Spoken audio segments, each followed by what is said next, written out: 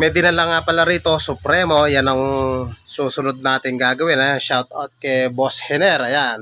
Yung ginawa natin nung isang araw. Ang gagawin natin sa kanya, yung kanyang starter at napakahirap tadyakan ng kanyang motor. Tumatama doon sa may footrest. At ayun na nga mga padre, binaklas ko na yung stator. Di ko na pinakita. Tanggalin na muna tong yung terminal. 10mm. So ayan. Ito may washer. Tanggalin natin yung 8mm na bolt nya, 2 piraso.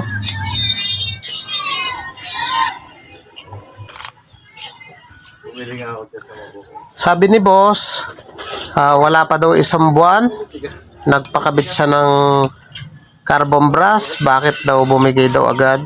So possible siguro na hindi maganda yung pagkakabit or pinasok yung yung mga plate kasi sa loob yan marahil hindi lapat o ganon,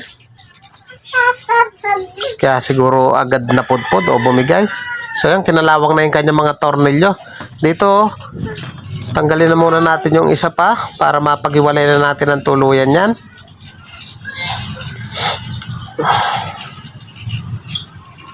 Mga padre, kung nais yung magpagawa, taga Bataan lang po kayo, pwede po kayong sumadya dito sa ating shop sa Pulo, Hermosa, Bataan po ako, tabi po mismo ng tulay. O kaya naman, pwede nyo kayo message sa aking Facebook page, mag-chat lang kayo doon or pag-usapan natin yan. So yun na nga mga padre, kinalawang na rin tornilyo, mamaya lalangasan natin yan.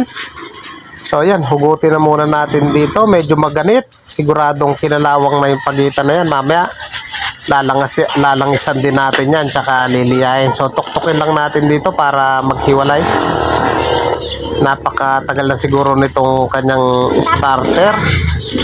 So siguradong dami na nito ng kalawang.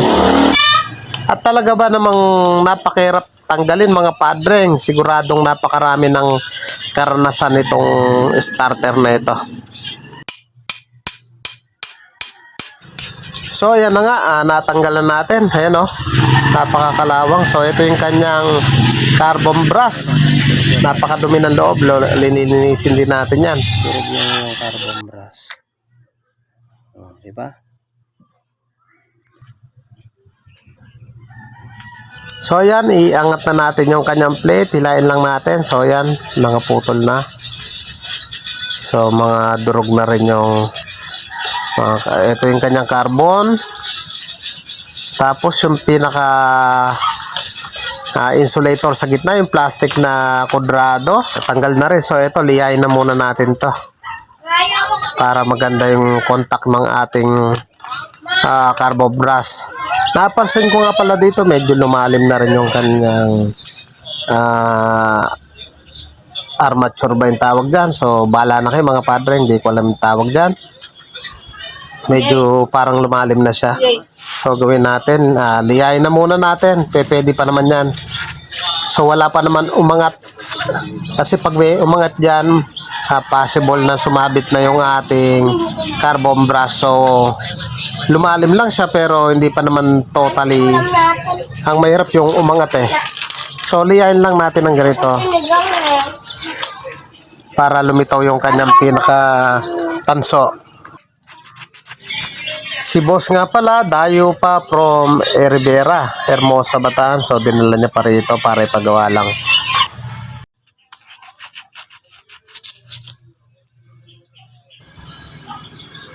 So dito sa part na to, langisan na muna natin para smooth kapag umikot yung ating starter motor. So ayan, kinabit ko na yung isang carbon brush. So madali lang naman ikabit yan. Yung nakikita yung black na yan sa gitna, ayan yung para hindi mag-contact yung positive sa negative.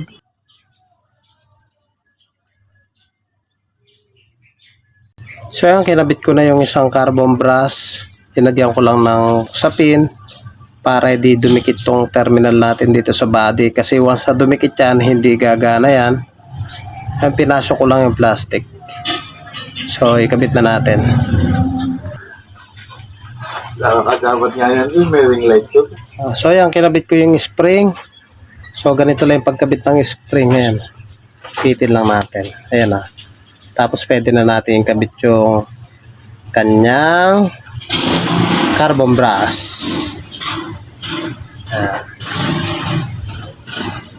Kabit na muna natin yung kanyang carbon brass.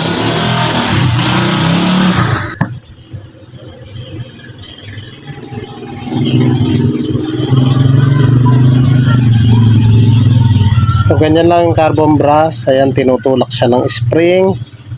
So ayan, okay na siya. Pwede na natin ikabit dito.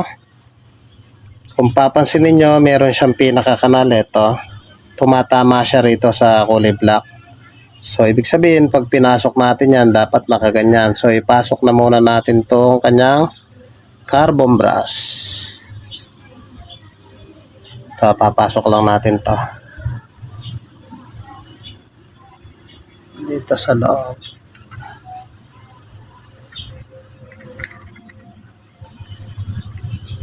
Ganyan lang, ilusot, ayan, shoot lang natin, parang bola. Shoot the bola yan, ganyan siya. Tapos, pwede na nating tornilyuan. So, ganyan lang, pwede na nating tornilyuan yan. So, ayan, natanggal siya. Madali lang na may pasok yan. Pwede mo nang matanggal. So, ayan, ganyan lang mga boss. So, ayan, i-shoot nyo lang na ganun sa loob. Madali lang naman yan i-shoot. So, pwede na nating ibalik. So, ayan lang. Isa na muna natin dito sa part na to para smooth pag binalik natin yan, mga boss. Pagtapatin lang natin yung mga marka. Ayan. Tapos yung cover. Pwede na nating ibalik to dito sa kanyang pinaka-puwitan. May marka po yan. Hanapin lang natin. Ayun yung marka. So, tatapat lang natin dito sa kanyang marka. Ganyan. So, isuot na natin yan.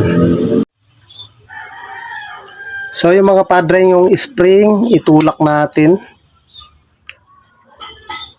Tulak na muna yung spring. Tapat na muna natin.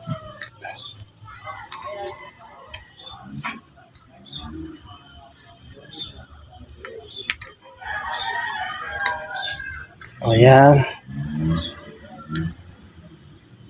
Tulak lang natin yung spring sa loob.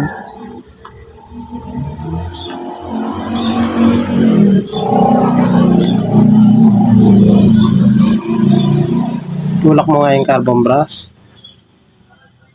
Okay. Tulak mo pa.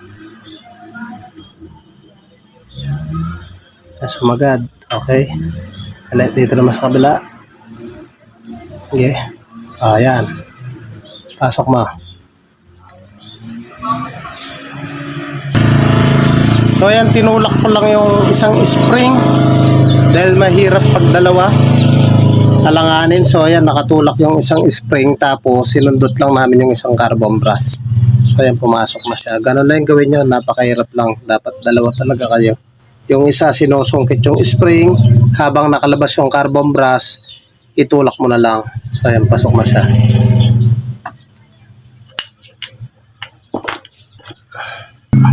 At dito sa part na to, may makikita kang marka. Pagtapatin lang natin. Ayan, marka.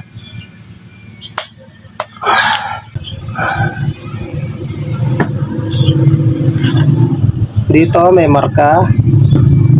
Ito yung kanyang marka. Tapat lang natin dito sa marka. Yan, tsaka nating tornilyuhan. Lagyan natin ng pampadulas. Ay.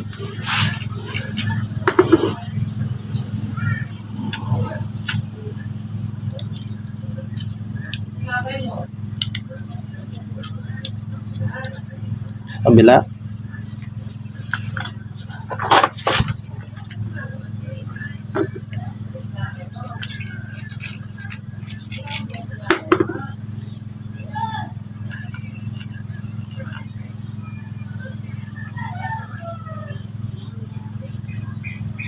Higpitan na natin. Mga padre, kung nais yung magpagawa, tagbatan lang po kayo. pwede nyo po akong sadyain dito sa ating shop. Pulo Hermosa, Bataan, tabi lang po mismo ng tulay. Pwede rin po kayo mag-message sa aking Facebook page at pag-usapan natin yan. So yan, okay na. Tara, subukan na muna natin to.